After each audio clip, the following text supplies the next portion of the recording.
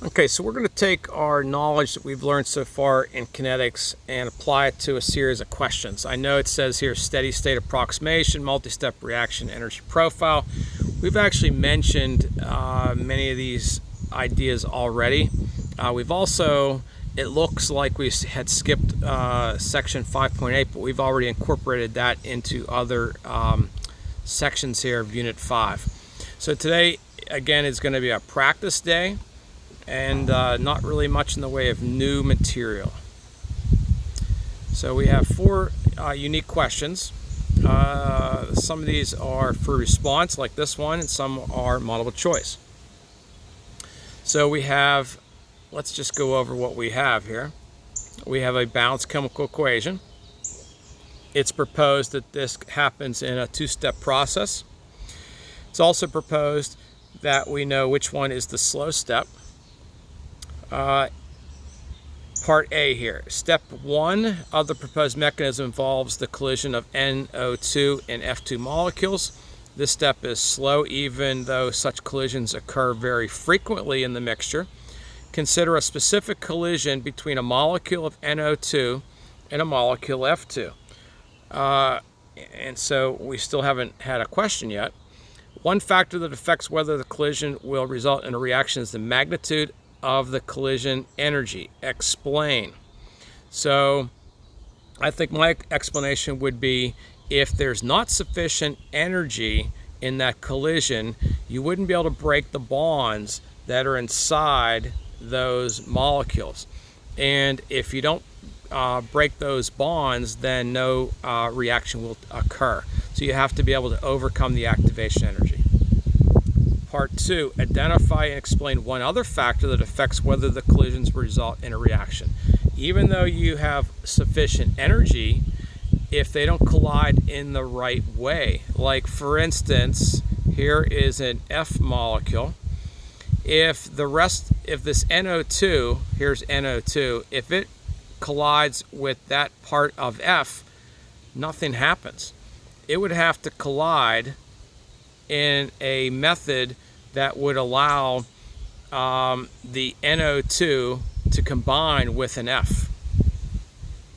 So I would assume it would be somewhere more central to that F2 molecule.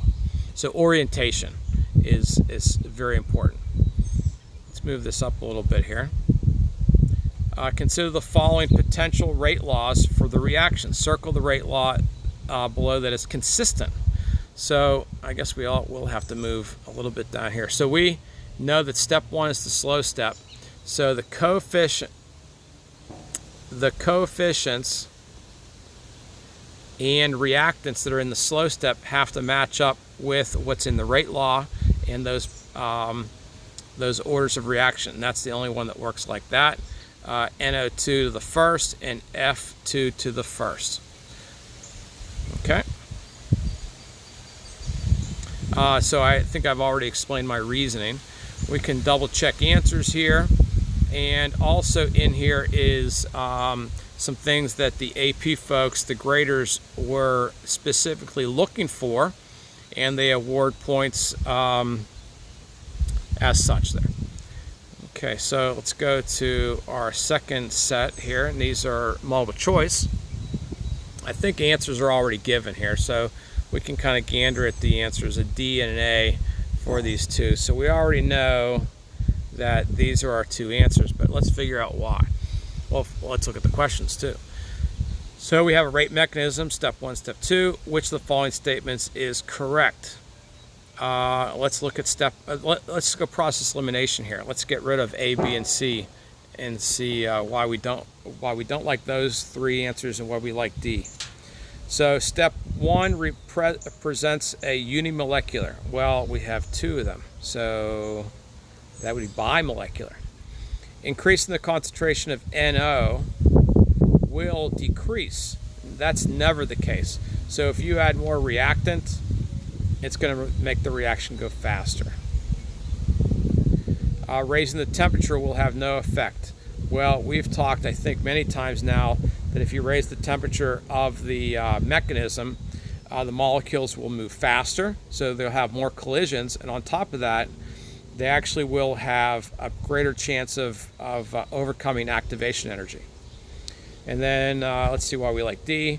The rate law that is consistent with the mechanism is, so here's our slow step, and there's our items in the rate law that match up. Whoa, they do not match up with that.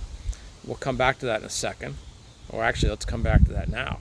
So we can't put N2O2 in the rate law. Remember that that's an intermediate because it gets canceled there. So wherever we had N2O2, we could substitute that in. And that's what happens there. And then here's our O2. And the orders of reaction are correct. We have a 2 and we have a 1. The next question here, proposed mechanisms. So we have step 1, step 2. Which of the following is evidence that the mechanism is occurring? I don't know if we've really talked about catalysts yet, so maybe this is a good time to talk about catalysts. So this is a new piece of information. So in the previous question, product cancels with reactant. A product in step 1 and a reactant in step 2. We could also cancel things out in the opposite way. A reactant up above and a product down below. That's very similar, but has a very significant difference.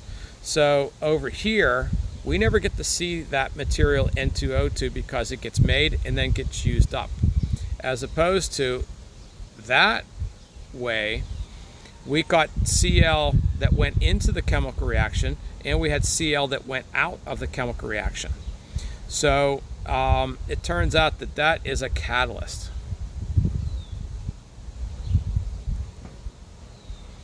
And it's there to make the chemical reaction take place, but it's never going to get used up. So we put Cl in, we get Cl out. Which the following is evidence that the mechanism is occurring? Well, we already like A. Let's check it out here. The presence of Cl increases the rate of overall reaction. And that's what a catalyst does. Again, we haven't had that definition there, so I'm kind of answering this question myself. Presence of Cl decreases the rate. That's not going to be the case. We don't know anything about equilibrium constant, and we don't know anything about equilibrium constant. So there's no way we could ever think it could be C and D. We haven't even learned that yet. So catalysts, by definition, increase the rate of reaction. They actually make a different pathway to the overall chemical reaction than what was previously thought to occur. Okay, question 3 of 4. Well, actually, there's 2 questions there, but multiple choice still. But let's get answers, C and B. So we like C, we don't know why yet, and B, we don't know why yet.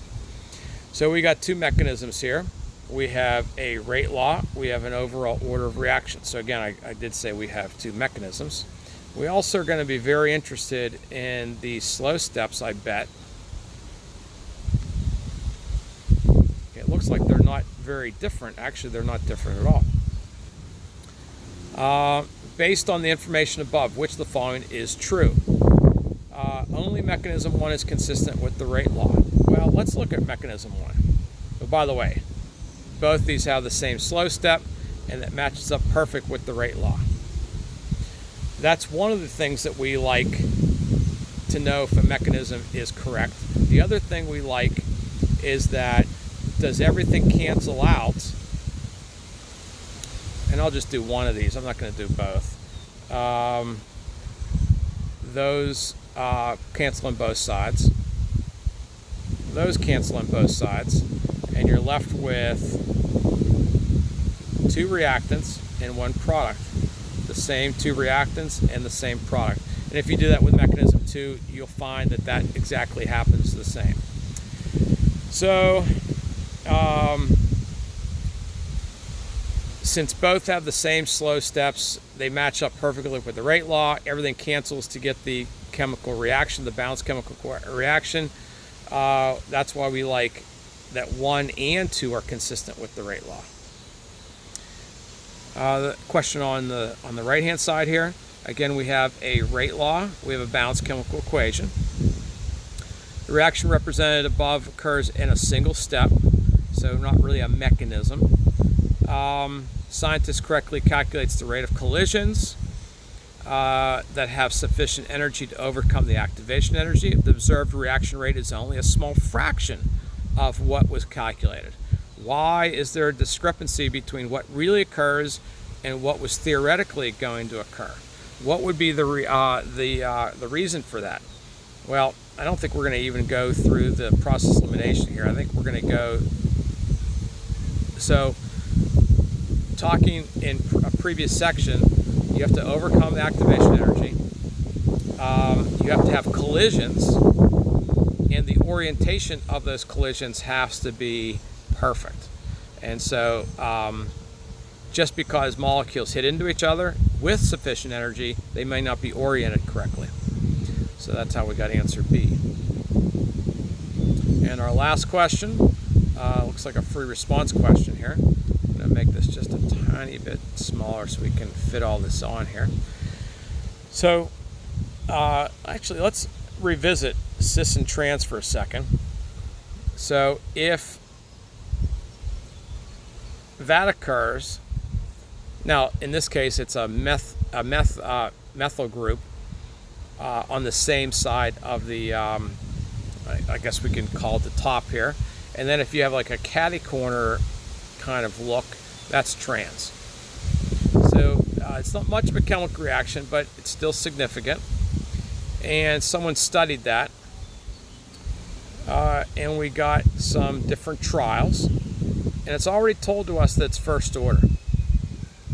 Okay, so we have a lot of things available to us. We have a graph of natural log versus time that we can kind of think about. That's a straight line with the slope, the negative slope equaling k. We have the integrated first order rate law. We have the t1 half equals natural log of 2 divided by k. We have a lot of different things available to us here. Explain how the data in the table are consistent with first order reactions. So actually, let's visit this idea. Now, nowhere in that is there concentration. Nowhere in there does concentration have any part to play in the half-life. It doesn't matter if you have lots of reactant or just a little bit of reactant, the half-life will always be consistent. And if you look, we changed, well, once we changed. We went to 600 in trial 2 here, but the half-life remained constant. So that's my explanation why I believe it's first order.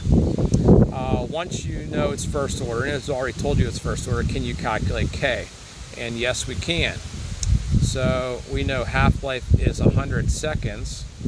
0.693 divided by K, so we can solve for K.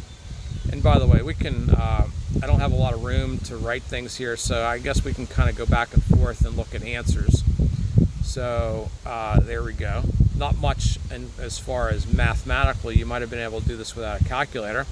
And some people would do this seconds to the -1, but you could have also done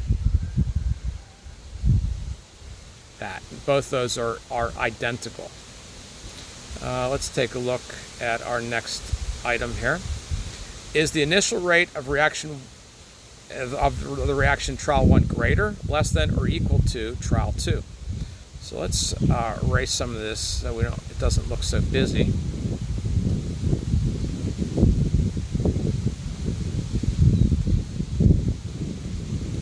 And we said that in trial 1 and trial 2, the initial amounts aren't the same amounts. If you have more chemical, the rates are going to be higher. So I think that trial 1 will be less than trial 2 because in trial 1 we don't have as much starting material. D, the half-life of the reaction in trial 4 is less That's interesting. It's like actually half. Explain why in terms of activation energy. Well, what else is happening in trial 4? We raised the temperature. If you raise the temperature, then 1, you'll have more collisions, and then 2, more of these collisions will have sufficient energy to overcome activation energy. So the reaction, the rate of reaction increases. So the K value is going to change. The half-life will change. That's the only things that are going to make half-life and K change is changing the temperature. And if you go through the answers here, I think they're going to give us the answers that I talked about. Sometimes they give you an alternative, another way of presenting the same answer. And I think that's it.